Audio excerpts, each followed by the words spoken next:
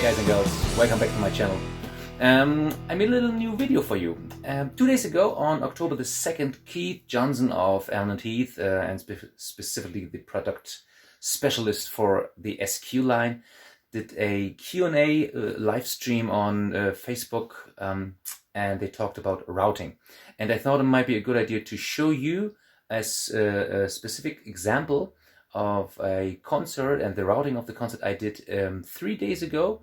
And we had two SQ5s, a AB2412, which is the stage box, the 24 input stage box, and we used an SLink card. And have fun. Maybe you like it. Okay guys, here you can see the setup for that evening, and we have two SQ5 consoles, one at the monitor position and one at the front of house, and we have the stage box, the AB2412, connected via the SLink port directly to the stage box, and the two mixers were talking through the SLink card in the expansion slot in the MOH SQ5 via a Cat5e cable to the SLink port of the front of house desk. At front of house I had 6 wireless mics, 4 handhelds, 2 headsets, just simply connected via XLR into the local inputs of that mixer. Okay, and right now I'm going to show you the I/O settings for that setup. So we start, as you can see, we had keyboards, drums on the stage, 2 basses, yes, 2 basses, very important to have 2 basses, and saxophone, and my local inputs were the vocal, right here, I/O patching. Inputs, so let's start there. On my local, if I say I was mixing the front of house position, so this is, if I forget to mention that I was on the front of house position, now you know it. I was on the front of house and I had these 6 individual mics there. And I received from the stage through the SLink port the channels 1 through 20, coming from the stage box through the monitor world right to my desk. Okay, so these are all my inputs.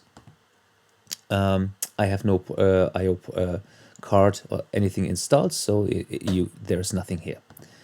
How did I record? I used the direct outputs. So I used direct outputs to, as you can see, from the direct outs to the USB output.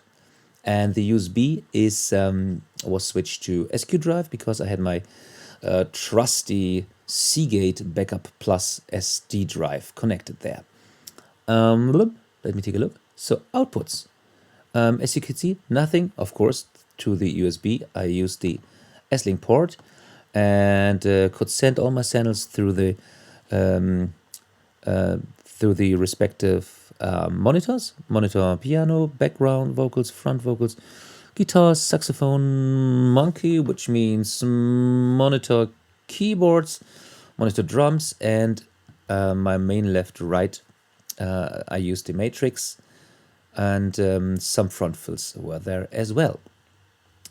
And I used some tie-lines as well, because I had to send, oh, there they are, my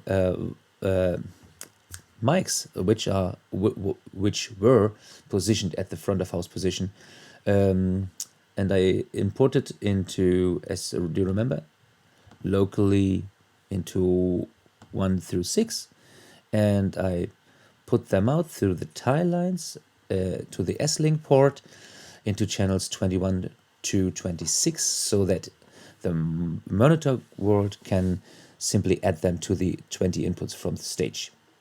Okay, I think that's it.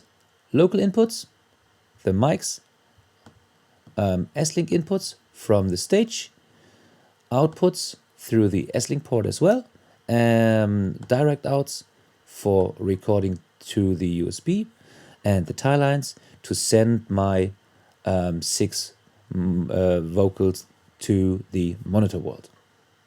Okay, And now let's move on to the setup of the monitor console. Console Troy. Okay, recall. So right now we are, yes, this is the other setup. As you can see, in the local inputs, he used some ambient mics because he was mixing the stream, and of course he needed some audience reactions and some room sounds. So therefore, he used all those extra mics. He got as well through his SLink port the inputs from the stage, and those are all the inputs. Oh no, he received. Where are they? S-Link. Oh, no. Let me take a look. Here, there they are. Because he has the S-Link card in his I/O port, so the expansion part, and there he receives the 6 vocals from the front of house position on channels 21 through 26. So those were his inputs, and his outputs he used as well to record, and he uses direct outputs as well. No tie lines, because what for? He doesn't need them. And the other outputs, so as you can see, because I was mixing all the monitors, no, COVID. And as you can see, he doesn't need any connections to the monitor because he was not using them. So I think that's about it. We have the monitor desk receiving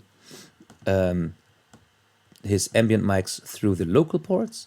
He's getting the signals from the stage through his S-Link port, because we used the AB2412 as mentioned a couple of times, and from my position, from the front of house position, he got through his expansion card, the S-Link card, those 6 microphones. Outputs were used to record the direct outs, and very important, if you do that, make sure that the direct out settings are on the first position. So that means post compressor. You could tap in any point you want to, and post preamp, post EQ, whatever. Post preamp is where you want to record if you don't want any processing on your recordings, and usually you don't want to have those. Yeah, that's it from the patching side of things.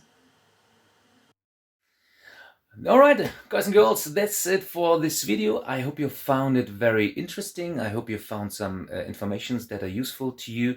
If you liked the video, please leave a like, and if you've got some questions, just write them down in the comment section below. And if you got some suggestions on what videos you'd like to see next time, don't hesitate to write them down as well. And I wish you all the best. Stay healthy, and I hope you all guys have a lot of work to do in the next upcoming months, and hopefully in 21 there will be a lot of possibilities to show our skills as front of house engineers.